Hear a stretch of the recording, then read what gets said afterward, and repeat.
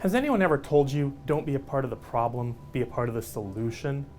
That's good advice, but in today's polarized society, how can you be sure that you're helping solve a problem instead of just making it worse? Sometimes the first step is to look at the parts of the world closest to you where you can see problems up close and personal. Try making a list of the communities that you're part of. Your town, your school, what about a sports team or a house of worship? We're all part of a network of interlocking communities, all with their own individual struggles.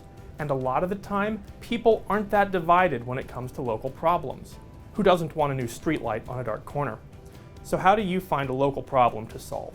Well, you can start by thinking about those communities you listed and asking what problems they have.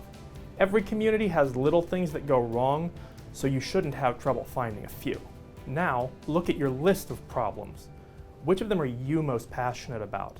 Is there one that you'd enjoy working on? What about one that you're so passionate about that you could work on it for hours? If you can find that problem, you may have found your project. Next, let's look at your problem. Why is it a problem at all? How can you be a part of the solution? To find some answers, let's use a tool called the 5 whys analysis, otherwise known as a fishbone diagram. To use this tool, you have to ask why a problem happens, then ask why again, then ask a third and fourth and fifth time. Here's what we mean.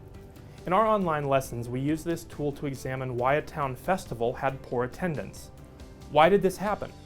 The first time we ask why, we think of the big categories. In this case, 4 potential sources of poor attendance were price, people, processes, and environment. Let's drill down on price. If we ask why prices were too high, we might discover that this was the first year that the festival charged an entrance fee for children. So ask why again. Why were children charged this year and not last? The answer might be that the festival needed to cover increased operating costs. So why did their costs go up? Maybe it was because the equipment rental service used by the festival raised their prices. Now we've found something specific. Targeting the decrease in attendance is a big task. But what if you held a bake sale to offset the equipment costs? Or what if you wrote a letter to the equipment company asking for a donation? Maybe those sorts of actions could result in decreased ticket costs and more attendance. Can you apply the 5 whys method to your own problem?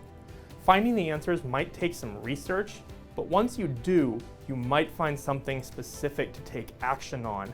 And if you take action, you could make real change.